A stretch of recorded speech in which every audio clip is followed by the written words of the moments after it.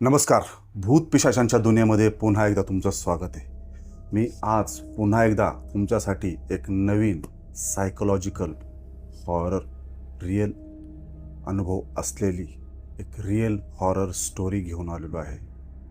कधी असं झालं आहे का की तुम्ही एकटेच असता पण तुम्हाला कोणीतरी पाहतंय असं तुम्हाला वाटतं किंवा भासतं? आणि सगळ्यात भयानक गोष्ट कुठली आहे माहिती आहे का? ते कुणी बाहेरचं नसतं, ते तुमच्या घरातलंच असतं. असं बोललं जातं की ज्या घरामध्ये माणसं राहत नाही त्या ठिकाणी, त्या घरात निगेटिव्ह एनर्जी राहत असते, जी आपल्याला दिसत नाही. पण आपण त्या ठिकाणी गेल्यानंतरनं आपल्यासोबत काही विचित्र प्रकार व्हायला सुरुवात होते. तर आज जी घटना मी तुम्हाला सांगतोय, ही घटना साधीसुधी नसून ही एक सायकोलॉजिकल प्लस हॉरर अशी रिअल घटना आहे. ही घटना पुण्यातली आहे आणि ही घटना घडली होती अंशू नावाच्या एका IT इंजिनियर सोबत. अरुण आणि अंशू हे दोघे सुद्धा मगरपट्टा ह्या IT हबमध्ये एका नामांकित कंपनीमध्ये IT इंजिनियर म्हणून जॉब करत होते. बरेच दिवसापासून ते त्याच कंपनीमध्ये होते. पण त्या कंपनीला एक मोठा नवीन प्रोजेक्ट मिळतो आणि ते दोघे सुद्धा हिंजवडी पार्क, तर तुम्ही बऱ्याचदा ऐकलं असेल, हिंजवडी फेज 1, फेज 2, फेज 3, इथे पण मोठ्या प्रमाणात IT कंपन्या आहेत. तर त्या दोघांना सुद्धा एक नवीन प्रोजेक्टसाठी हिंजवडीमध्ये त्यांना ट्रान्सफर केलं जातं. पण हे राहायला सुद्धा हडपसर मगरपट्टा ह्या एरियामध्येच. ते दोघे जण ज्या ठिकाणी राहायचे, ज्या फ्लॅटमध्ये राहायचे, तो फ्लॅट होता अरुणचा. तर त्यांचं नेहमीप्रमाणे ते प्रोजेक्ट जो होता ते काम चालू होतं. रात्रीचा उशीर व्हायचा, कधी कधी रात्रभर सुद्धा जागून त्यांना ते काम पूर्ण करून द्यायला लागायचं. असे बरेच दिवस चालू होते. अरुणचं लग्न ठरतं आणि अरुण त्याच्या गावाला म्हणजेच गुजरात या ठिकाणी त्याचं गाव होतं, तिकडे तो लग्नासाठी निघून जातो. पण जाताना अंशुल त्याला सांगून जातो की तुला माझ्या लग्नासाठी यायचंय. तर हा बोलतो ठीक आहे, मी रजा घेईन आणि लग्नाच्या आधी एक 2-3 दिवस मी येईल. तर अंशू हा नित्यनेमाने डेली रुटीन सकाळचं उठणे आणि हिंजवडी पार्क या ठिकाणी येणे. रात्रीचे किती वाजतील ह्याची गॅरंटी नाही. तर हे त्याचं रोज चालू होतं. तर अरुणचा फ्लॅटमध्ये तो राहायचा, तो तिथे कम्फर्टेबल होता. पण आता अरुणचं लग्न झाल्यावरती आपली राहायची सोय आपल्याला करायला लागणार. मग थांबायचं कशाला? तर आपण एखादा रेंटवरती एखादा फ्लॅट इथेच पाहू. जर ह्याच बिल्डिंगमध्ये मिळाला, ह्याच अपार्टमेंटमध्ये मिळाला तर चांगलं होईल. जर नाही मिळाला तरी आजूबाजूला आपण एखाद्या ब्रोकरला सांगून तिथे राहायला जाऊ, तिकडे शिफ्ट होऊ. कारण आता अरुणचं लग्न होणार आहे, त्याची फॅमिली येणार आहे, तर त्या गोष्टी कम्फर्टेबल नाही आहेत. तो आहे त्याच फ्लॅटमध्ये राहणार, कारण तो फ्लॅट त्याचा होता. तर अरुण गावाकडे निघून गेल्यावरती एक 2-4 ब्रोकरला तो सांगतो की माझ्यासाठी एखादा रेंटवर भाड्याने मला एखादा फ्लॅट पहा, 1 BHK असला तरी चालेल. तर काही दिवसानंतरनं ब्रोकर त्याला सांगतो की एक फ्लॅट आहे, पण इथनं थोडंसं लांब जावे लागेल. तर हडसरच्याच आसपास एका नवीन अपार्टमेंटमध्ये त्याला तो एक फ्लॅट मिळतो आणि तिथं तो जाऊन तो फ्लॅट, ब्रोकर आणि तो हे दोघेजण तो फ्लॅट बघतात. त्याचा जो फ्लॅट होता तो एकदम वरच्या मजल्यावरती होता, शेवटचा मजला. तर तिथे गेल्यावर त्याला तो फ्लॅट आवडतो. तो त्या ब्रोकरला विचारतो की याआधी इथं कोणी राहत होतं का, म्हणजे थोडासा आपला परिचय घेण्यासाठी. तर ब्रोकर सांगतो की हा फ्लॅट बरेच दिवसापासून बंद आहे आणि माझ्या माहितीनुसार तुमच्याच IT कंपनीमध्ये या ठिकाणी जो पहिला व्यक्ती राहायचा, तर त्याच्यानंतरनं इथं कोणीही राहायला आलं नाही. तर हा जवळजवळ 2 ते 3 वर्ष झाला हा फ्लॅट विकला गेला नाही आणि इथं कोणी राहायला आलं नाही, कारण एकदम टॉप फ्लोअरला असल्यामुळे तो कोणी रेंटनी घेत नाही. पण आता तुम्हाला जर खरंच गरज असेल तर तुम्ही थोडासा विचार करू शकता. आता ह्याला खरंच गरज होती, कारण आता तो अरुणच्या फ्लॅटमध्ये राहू शकतच नव्हता. तर तो आता नाविलाजाने, कारण फ्लॅट तसा पाहायला गेलं तर तो अगदी सुंदर फ्लॅट होता आणि टॉप फ्लोअरला, त्यामुळे काय विषयच नव्हता. तर तो बोलतो ठीक आहे, डन करतो. आणि तो फ्लॅट, तो रेंट त्याचं चालू होतं. पण तोपर्यंत अरुण व त्याची फॅमिली आली नव्हती, त्यामुळे तो फक्त त्याचं जे रोज त्याला वापरायला लागणारं जे गृहोपयोगी ज्या वस्तू असतात त्या तिथे शिफ्ट करतो. फ्रीज, कूलर, फॅन, टेबल, म्हणजे अशा ज्या घरात त्याला रोजच्या वापरायलासाठी ज्या लागणाऱ्या वस्तू आहेत त्या तिथं तो नवीनच त्याचा सेट पूर्ण घेऊन तिथं ते ठेवतो. पण तिथं तो राहायला जात नाही, कारण अरुणचं लग्न झालं नव्हतं. अरुणचं लग्न झाल्याच्या नंतरनं त्याला शिफ्ट व्हायचं होतं. तर त्याचं ते सगळं तो सेटअप बसतो आणि त्याचं आपलं रोजचं तेच. आणि अरुणच्या लग्नाची डेट असते 27 मार्च. आता अरुणने सांगितलं होतं की तुला यायला लागेल, कारण आता हे रोजचे एकत्रच राहणार आहे, त्याच्यामुळे त्याला त्याच्या लग्नाला जाणं गरजेचंच होतं. तर हा बाबा आपला 20 तारखेलाच त्याच्या गावाकडे निघतो. आता खरेदी करायची, त्याला कपडे घ्यायचे, म्हणजे बऱ्याचशा गोष्टी असतातच लग्नामध्ये. तर हा 20 तारखेलाच आपला तिकडे जातो. आता तिकडे गेल्यावरती ते लग्नाची खरेदी वगैरे सगळ्या गोष्टी होतात आणि 27 मार्चला अरुणचं लग्न पार पडतं. पण त्या गडबड गोंधळामध्ये ह्याची झोपच पूर्ण होत नव्हती, कारण अगोदरच ज्या कामासाठी त्या कंपनीमध्ये त्याला ठेवलेला होता त्या कामाचा इतका प्रेशर होता की त्याची पूर्ण झोप ही कधी होतच नव्हती. पण आता नाविलाजाने त्या गोष्टी त्याला करणे गरजेचं आहे. तर अरुणचं फायनली लग्न होतं. तरीसुद्धा अरुण त्याला बोलतो की आता लग्न झालेलं आहे, आता आपल्याला तर जायचं आहे, पण तू 2 दिवस थांब, आपण काय करू, आपण सोबतच जाऊ. तर अरुण, त्याची बायको आणि अंशू हे तिघंसुद्धा, म्हणजे अरुणचा असा प्लॅनिंग होता की आपण तिघेसुद्धा जाऊ.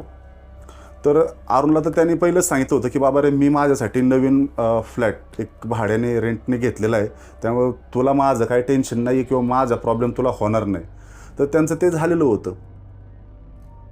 तर 27 तारखेला त्याचं लग्न झाल्यावरती हे 2-3 दिवसानंतरनं एक साधारण मला त्यांनी जी तारीख सांगितली, तर तो मंथ म्हणजे मार्च संपल्यानंतरनं 1-2 तारखेला ते तिकडनं निघून येतात. आता हे काय होतं, आपल्या गावखेड्यामध्ये किंवा आपल्या ह्या मराठी संस्कृतीमध्ये आपण नवीन नवरा नवरीला शक्यतो बाहेर फिरून देत नाही, हळदीचं अंग असतं. पण ही थोडीशी शिकलेली लोक, एज्युकेटेड लोक ही जास्त गोष्टी ह्या मानत नाही. तर ते 1-2 तारखेला तिकडनं निघतात अरुण आणि त्याची बायको ही त्याच्या फॅमिली म्हणजे त्या फ्लॅटवरती ते दोघे जण त्या दिवशी रात्रीचा तो त्यांच्या तिथंच राहतो, कारण यायला उशीर होतो. तर रात्री त्याच ठिकाणी राहतो आणि सकाळचा प्लॅनिंग होता की बाबा सकाळचं उठायचं आणि इथनंच आपला जॉबवरती, आपल्या कामावरती जायचं. तर तो त्या दिवशी अरुण काय त्याच्यासोबत कामाला येत नाही.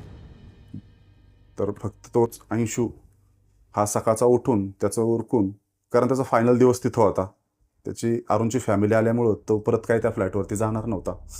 तर तिथनं तो हिंजवडी ह्या IT पार्कमध्ये येतो. दिवसभर काम, रात्रीचे साधारण 10:30 वाजले असतील. त्याचं ते काम त्या दिवसाचं पूर्ण होतं आणि तो कॅबने, कंपनीच्या गाड्या असतात त्या कॅबने त्याला ड्रॉप, त्याच्या ज्या फ्लॅट आहे नवीन त्या फ्लॅटवरती ड्रॉप केलं जातं. तर हिंजवडीपासून जर हडपसरच्या त्या ठिकाणी जायचं म्हटलं तर साधारण एक 40-50 मिनटं फार झाली आणि रात्रीच्या वेळेस काय ट्रॅफिक नसतं. त्याला तिथं सोडतात. जेवण तर त्यांनी कॅन्टीनमध्येच केलेलं असतं. आज त्याच्या नवीन फ्लॅटमध्ये राहण्याचा हा पहिला दिवस, किंवा असं म्हणा की त्याची ही पहिलीच रात्र. तर आता तो दिवसभर दमलेला होता. म्हणजे त्या फ्लॅटमध्ये शिरतो. 1 BHK फ्लॅट होता. आता त्यांनी त्या फ्लॅटमध्ये कधी तो झोपलेला नव्हता किंवा जास्त बऱ्यापैकी त्याला काय माहिती नव्हतं आणि आजूबाजूच्या लोकांचा तर अजिबात त्याचा बिलकुलही परिचय नाही. तर तो बाबा त्या दिवशी त्याच्या फ्लॅटमध्ये आतमध्ये जातो, दरवाजा बंद करतो, आतमध्ये जाऊन बाथरूममध्ये थोडासा फ्रेश होतो आणि आतमध्ये जाऊन बेडवरती झोपतो, म्हणजे अंग टाकून देतो. रात्रीचे एक 12-12:15 वाजले होते. तर त्याला असं वाटतं की आपल्या फ्लॅटमध्ये कोणीतरी सिगरेट ओढते. आता तो सिगरेट ओढत नव्हता. तर तो आजूबाजूला पाहतो, थोड्याशा खिडकी उघड करून पाहतो की शेजारच्या फ्लॅटमध्ये कोणी किंवा त्या कॉरिडॉरमध्ये कोणी सिगरेट ओढते का काय. तर एकदा दरवाजा मेन डोअरसुद्धा उघडतो आणि बाहेर पाहतो तर कॉरिडॉरमध्ये कोणी नव्हतं. आणि फ्लॅटमध्ये एक लोकांची घाणेरडी सवय असते की शेजारी पाजारशी कुणाचं काय घेणं देणं नाही. कोणी किती मोठा माणूस असू द्या, नाही तर कोणी असू द्या. तर तो मेन डोअर उघडून बाहेर पाहतो, कॉरिडॉरमध्ये बाबा कुणीच नाही. इकडं पाहतो कुणीच नाही. बाल्कनीमध्ये जातो, त्याला कोणी दिसत नाही. पण सिगरेटचा वास, सिगरेटचा स्मेल त्याला त्याच्या फ्लॅटमध्येच येत होता. कॉरिडॉरमध्ये गेला तर तिथं त्याला तो स्मेल आलाच नाही. पण आता त्याला काय एवढं, त्याने ते इग्नोर केलं, दरवाजा बंद केला आणि पुन्हा जाऊन बेडवरती आडवा पडला.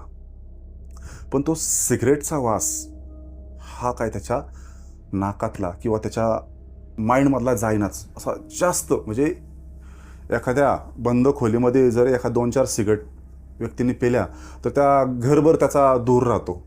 तर त्याला त्या सिगरेटचा धूर म्हणजे थोडीशी त्याला ॲलर्जी झाल्यासारखं झालं. तर त्याला उलटी आल्यासारखं झालं. तर तो जाऊन वॉश बेसिनमध्ये, तिथं जाऊन तो बेसिनमध्ये त्यांनी थोडंसं तोंड वगैरे धुतलं आणि परत येऊन त्या बेडवरती झोपला. त्याला झोप लागली. 1-1:15 झाले असतील. त्याला झोप लागली आणि पुन्हा एक 10-15 मिनिटांनी त्याची अचानक झोप गेली. म्हणजे तो तडकन त्याने एकदम असे डोळे उघडले आणि आजूबाजूला असा पाहायला लागला. त्याला कोणीतरी त्याच्या फ्लॅटमध्ये, त्याच्या घरामध्ये आहे अशी कुजबूज त्याला जाणवली.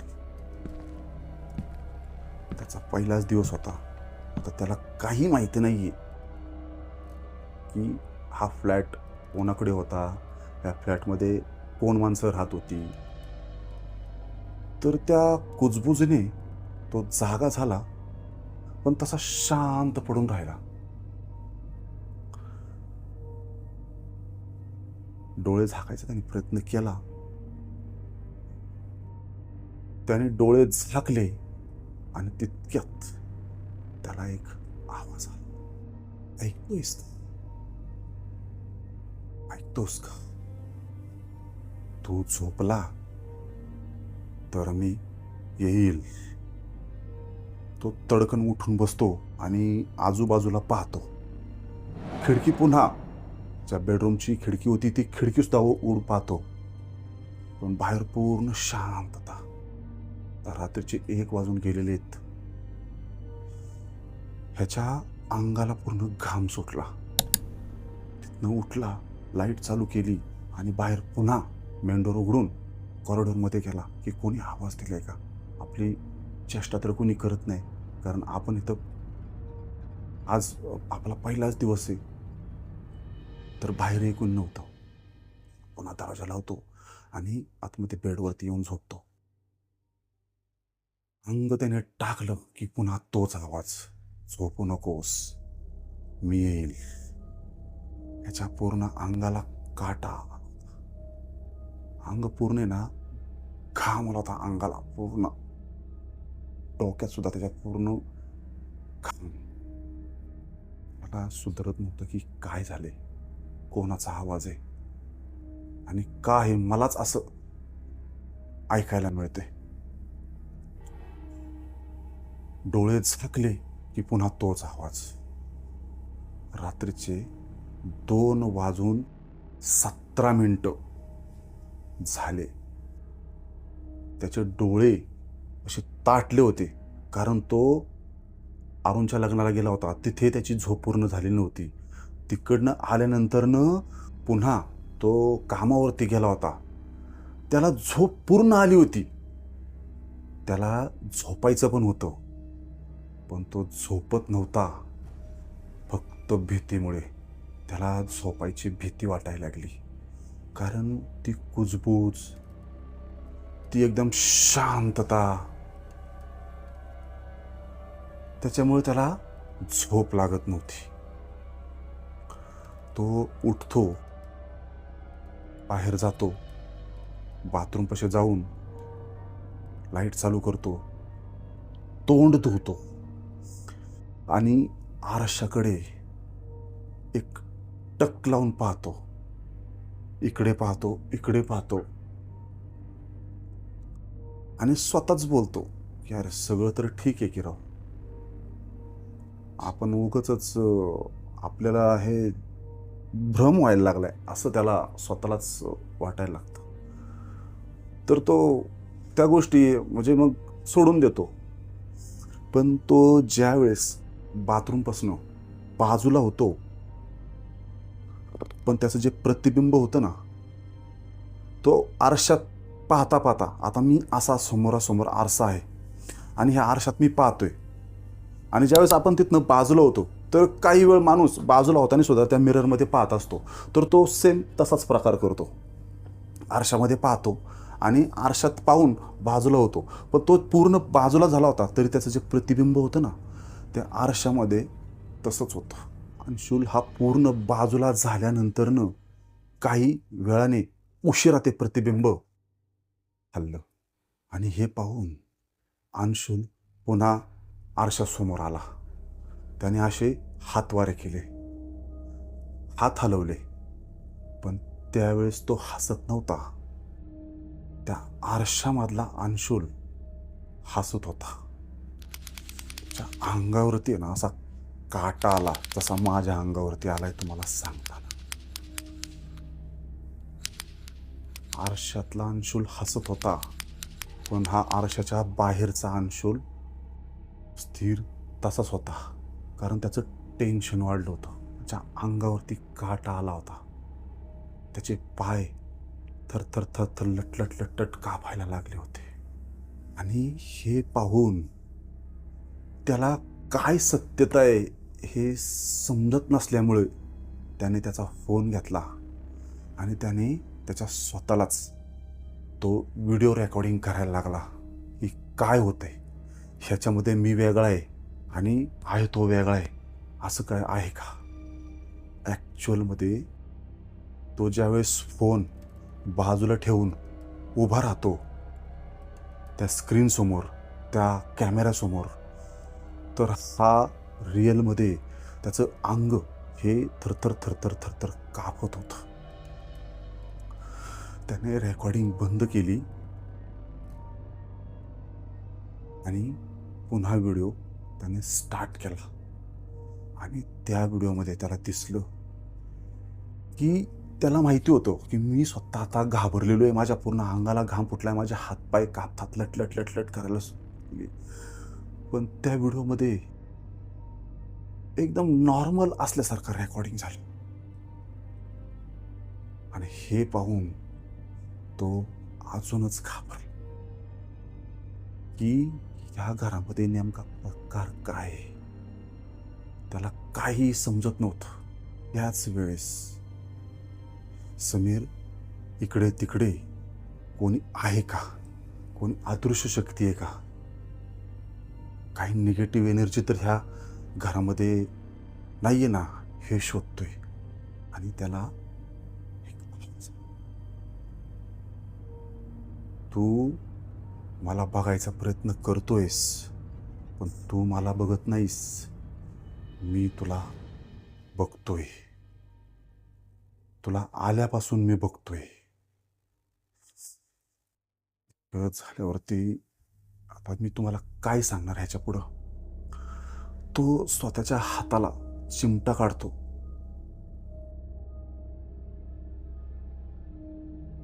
पण त्याला ते नॉर्मल असल्यासारखंच वाटतं. स्वतःला माणूस किती जोरात चिमटा काढू शकतो. जर घाबरलेला व्यक्ती स्वतःला सिद्ध करण्यासाठी हाताला कापून सुद्धा घेऊ शकतो. या प्रकारचा त्याने स्वतःला इतका जोरात चिमटा काढला होता, पण त्याच्या अंगाला, त्याच्या शरीराला चिमटा बसला नाही. तुम्ही आता व्हिडिओ पाहताय ना, तर तुम्ही फक्त स्वतःला एक थोडासा असा चिमटा काढून बघा, तुम्हाला कसं जाणवेल. त्यावेळेस त्याला ते जाणवलं नव्हतं. खरंच त्या घरामध्ये भुताटकी असेल का? व्हिडिओ शेवटपर्यंत ऐकला ना, तुम्हाला नक्की समजेल. तो त्या घाबरलेल्या अवस्थेमध्ये आता त्याला समजलं की आपण इथं एकटाच आहे आणि किती आपण आरडाओरडा केला तरी आपल्याला इथे धीर द्यायला कोणी येणार नाही. आणि तो तिथनं पळ काढायचा बघतो. तो जसा मेन डोअरपर्यंत त्याच्या जातो हॉलमध्ये, तर हॉलमधल्या मेन डोअरला लिहिलेलं होतं, झोपलास तर मी येईल. हे त्याने लिहिलेलं त्या ठिकाणी पाहिलं आणि त्याने हँडल फिरवला, दरवाजा उघडला आणि तिथनं तो पळत ग्राउंड फ्लोअरला गेला. त्या घरात एक रात्र पण त्याला राहता आलं नाही. त्याची डेअरिंग झाली नाही. ग्राउंड फ्लोअरला गेला. ग्राउंड फ्लोअरला गेल्यावरती सिक्युरिटीच्या केबिनपाशी तिथे जाऊन उभा राहिला. सिक्युरिटी गार्ड त्याला बोलला की सर काय झालं, रात में आप ऊपर से क्यों भागते भागते यहाँ पे आ रहे हो, यहाँ आए हो. तो बोला कुछ नहीं, ऐसे ही आया हो और नींद नहीं आ रही थी. आणि एक खुर्ची घेऊन तिथं बसतो. मोबाईल त्याच्या खिशात होता. नशीब मोबाईल ओपन करतो आणि आता ते त्याचं माइंड पूर्ण जाम झालं होतं. तर तो फोन, आता आपल्याला सुद्धा सवय असते की आपण असं जर एकटं बसलो तर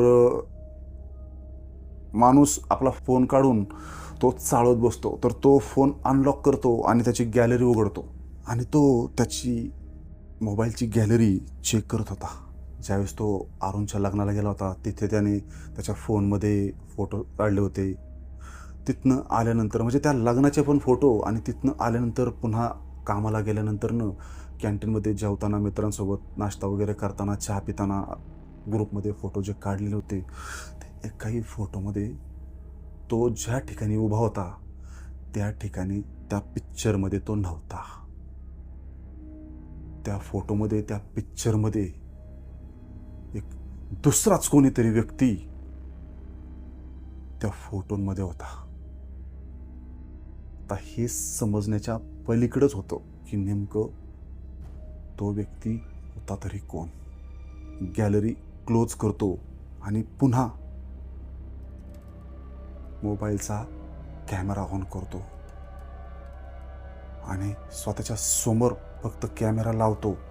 पाहतोय स्वतःलाच की मीच आहे का दुसरं कोणी. आणि तो काही न बोलता त्याच्या कॅमेऱ्यामधनं त्या स्क्रीनवरती त्याच्यातला माणूस बोलतोय, मी कित्येक दिवसापासनं बाहेर येण्याचा प्रयत्न करतोय आणि तू माझ्या जागी अडकला आहेस आणि अडकणार आहे. आणि तितक्यात पूर्ण स्क्रीन पुन्हा black.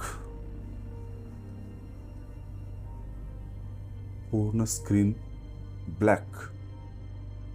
Phone automatic switch off होतो. जी घटना त्याच्यासोबत होते ही जर तो आजूबाजूच्याला ह्याला त्याला सिक्युरिटी गार्डला जर सांगायला लागला तर लोक त्याला हसतील. कारण तो एज्युकेटेड शिकलेला आणि तो जर ह्या असल्या गोष्टींवरती अशा कृत्यांवरती तो जर लोकांना सांगायला लागला तर लोक त्याला 100% हसणार हे त्याला माहिती होतं. तो एक शब्दसुद्धा कोणालाही सांगत नाही. सिक्युरिटीला तर नाहीच नाही. सकाळ म्हणजे पहाट होण्याची वाट बघतो. तो परत त्याच्या फ्लॅटमध्ये जात नाही. सकाळ होते आणि फोन त्या केबिनमध्ये त्याने चार्जिंगला ठेवलेला होता. चार्ज झाल्यानंतरनं तो अरुणला फोन करतो, यार माझं डोकं दुखतंय. तर अरुण त्याला तिकडनं बोलतो की तुझी झोप नसेल झाली, इतकं काय त्याच्यात. अरे पण झोप का नाही झाली हेच मला तुला सांगायचंय. तो बोलतो का रे झालं काय.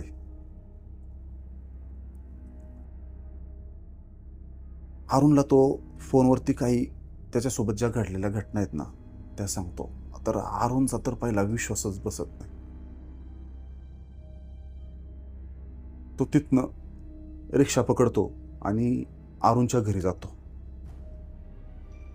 तिथं गेल्यावरती पुन्हा अरुणला सविस्तर त्या गोष्टी तो सांगतो की नेमकं माझ्यासोबत काय झालं. तर अरुण म्हणतो माझा यार खरंच असल्या घटनेवरती ह्या असल्या गोष्टींवरती विश्वास नाही आहे. पण आता तू बोलतोय तर आता मला त्या गोष्टी खऱ्या मानाव्या लागतील.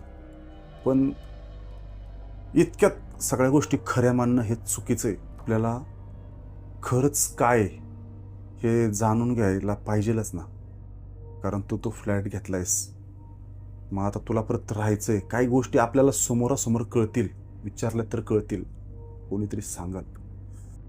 आणि मग तिथनं काही वेळानंतरनं ते पुन्हा त्या जिथं अंशुलने अपार्टमेंटमध्ये जिथं फ्लॅट घेतला होता तिथे येतात. तर तिथं गेल्यावरती अंशुल काही बोलत नाही. पण अरुण त्या सिक्युरिटी गार्डला विचारतो कि आप यहाँ पे कितने दिन से ड्यूटी कर रहे हो. तो बोलता क्यों साहब, आप ऐसा क्यों पूछ रहे हो. तो बोलते नहीं मुझे सिर्फ जानकारी चाहिए. तो बोलता साहब मैं भी मेरे को 5 साल हुए यहाँ पे. तो अरुण पुन्हा त्याला विचारतो कि आप यहाँ पे जो भी आपके यहाँ पे अपार्टमेंट में जो लोग रहते आप सभी को जानते हो क्या. तो बोलतो हा मी सगळी लोक मला म्हणजे तोंड ओळख आहे. सगळ्या लोकांना मी चेहऱ्यावरनं ओळखू शकतो. मग त्याला अरुण विचारतो की जो फ्लॅट आहे जिथं अंशुल सर राहतात तिथे याआधी कोण राहत होतं का, तिथे हा जो फ्लॅट आहे त्या फ्लॅटमध्ये भाडेकरू रेग्युलर राहतात का. तर आता शेवटी त्या गार्डच्या नोकरीचा प्रश्न आहे, त्याच्यामुळे तो फक्त त्यांच्या चेहऱ्याकडे तोंडाकडे बघतो आणि त्यांना हात जोडतो. सर माफ़ करिए, मुझे कुछ जानकारी नहीं है, मैं कभी डे में रहता हूँ, कभी नाईट में रहता हूँ. तर त्यावेळेस ते काहीच सांगत नाही. पण तिथून आता त्यांना माहिती होतं की आपल्याला हा गार्ड काहीच सांगणार नाही, म्हणून ते पुन्हा त्याच्या फ्लॅटकडे जातात. आता दिवस होता त्याच्यामुळे प्रॉब्लेम कुठलाच नाही. आतमध्ये जातात. आतमध्ये जसं होतं तसंच, फक्त तो मिरर फुटलेला होता. तिथनं पूर्ण ते दोघं सुद्धा पाहणी करतात आणि बाहेर येतात आणि शेजारच्या एका फ्लॅटमध्ये जाऊन टक टक टक करतात, बेल वाजवतात. आणि काही वेळानंतर एक 65 वर्षाचे एक आजोबा तो दरवाजा उघडतात आणि हे दोघे त्या आजोबांच्या समोर उभे होते. तर अरुण त्यांना बोलतो की थोडंसं तुमच्यासोबत बोलायचंय. तर त्यांना सांगतात की आपके इसी फ्लैट में या अंशुल ने यहाँ पे रेंट किराए पे यहाँ पे फ्लॅट लिया है. तर ते म्हातारं सुद्धा आहे ना त्या अंशुलकडे ना एकटक त्याच्या चेहऱ्याकडे पाहतो आणि त्याला म्हणतो की कुठल्या ब्रोकरने तुम्हाला हा फ्लॅट इथं रेंटने दिला आणि तुम्ही काय माहिती वगैरे काय काढली नाही का. तर त्यावेळेसच अरुण आणि अंशुल हे एकमेकाच्या चेहऱ्याकडे बघतात आणि त्यावेळेसच त्या दोघांना समजतं की काहीतरी काळबेर आहे, नेमकं काहीतरी इथं चुकीच्या गोष्टी घडलेल्या आहेत, काहीतरी आहे. तो अरुण पुन्हा विचारतो की आप बताओ ना कि क्या हुआ एक्चुअल में, क्योंकि रात भर इसे यहाँ पे नींद नहीं आ रही थी, झोप नाही लागली ह्याला, काहीतरी वेगळं काहीतरी झाल्यासारखं वाटतंय. त्यावेळेस ते जे बाबा होते ना ते त्यावेळेस ते सांगतात की काही वर्षापूर्वी इथं एक IT इंजिनियरच या ठिकाणी राहायचा. कोरोनाच्या काळामध्ये त्याचा जॉब गेला. प्रोजेक्टमध्ये किंवा त्याच्या कामामध्ये काहीतरी त्याच्याकडनं भारी मिस्टेक झाली होती आणि तो सतत सिगरेट ओढायचा. तर तो त्याचा जॉब गेला, तो ह्याच फ्लॅटमध्ये राहायचा. 3 ते 4 दिवस तो त्या फ्लॅटमधनं बाहेर आलाच नाही. तो ज्यावेळेस बाहेर आला ना तो मृत अवस्थेत बाहेर आला होता. पण ज्यावेळेस आतमध्ये लोकांनी पाहिलं ना तर त्या हॉलमध्ये पूर्ण सिगरेटचे शेवटचं काय, आता मला बोलता यायचं नाही, सांगता यायचं नाही तुम्हाला, मला सांगा तुम्ही कमेंटमध्ये की सिगरेट संपल्यानंतर शेवट जो भाग शिल्लक राहतो त्याला काय बोलतात. तर पूर्ण त्या आतमध्ये हॉलमध्ये पूर्ण सिगरेटचे ते छोटे छोटे तुकडे तिथं पडले. त्यावेळेस लोकांनी पाहिले होते आणि तो व्यक्ती तिथं त्या टाइमला मरण पावला होता. तर हे ऐकल्यानंतरनं अरुणचं आणि अंशुलचं डोकं म्हणजे त्यांना असं वाटतं की बाबा नेमकं आता करायचं तरी काय.